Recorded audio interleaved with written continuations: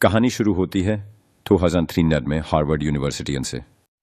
Mark Zuckerberg, एक तेज दिमाग लेकिन सोशली ऑकवर्ड छात्र, अपनी गर्लफ्रेंड से ब्रेकअप कर बैठता है। गुस्से और बदले की भावना में वो रातों रात एक वेबसाइट बनाता है, फेसमैश, जहां लोग लड़कियों की फोटो को रेट कर सकते हैं। ये साइट इतनी वायरल होती है कि हार्वर्ड की पूरी नेटवर्क क्रैश हो जाती है। जुकरबर्ग को सजा मिलती है लेकिन उसकी प्रतिभा सबको दिख जाती है।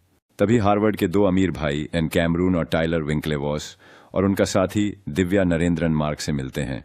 वो चाहते हैं कि मार्क उनके लिए एक सोशल नेटवर्क बनाए, हार्वर्ड कनेक्शन। मार्क हाँ कहता है लेकिन चुपचाप अपनी खुद की साइट बनाना शुरू कर देता है, द फेसबुक। उसका दोस्त एडुआर्डो सेवरिनन शुरुआत में पैसा लगाता है और बिजनेस पार्टनर बनता है। फेसबुक कुछ ही हफ्तों में पूरे कॉलेज और फिर देश में फैल जाता है। फिर आता है गेम चेंजर, शॉन पार्कर और स्नैपस्टर का फाउंडर।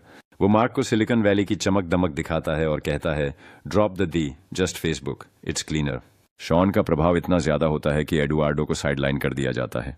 धीरे धीरे उसकी हिस्सेदारी घटा दी जाती है और एक दिन उसे कंपनी से बाहर कर दिया जाता है। दो मुकदमे एक साथ शुरू होते हैं। पहले विंकलेवॉस भाई कहते हैं कि मार्क ने उनका आइडिया चुराया। दूसरा मुकदमा एडुआर्डो का है जो कहता है कि मार्क ने उसे धोखा दिया।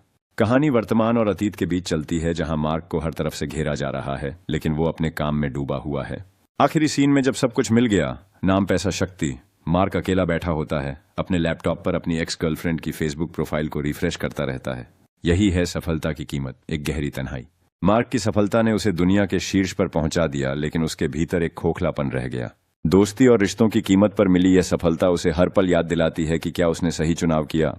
उसकी यात्रा केवल व्यावसायिक नहीं बल्कि व्यक्तिगत भी है, जहां वह अपने निर्णयों का सामना करता है। जैसे जैसे वह अपने अतीत की परछाइयों का सामना करता है, वह समझता है कि असली सफलता में रिश्तों की अहमियत होती है। अंततः मार्क को एहसास होता है कि असली धन और शक्ति अकेलेपन की कीमत पर नहीं खरीदे जा सकते। इसलिए वह अपने पुराने रिश्तों को फिर से संजोने और नए सिरे से जीवन जीने का निर्णय लेता है।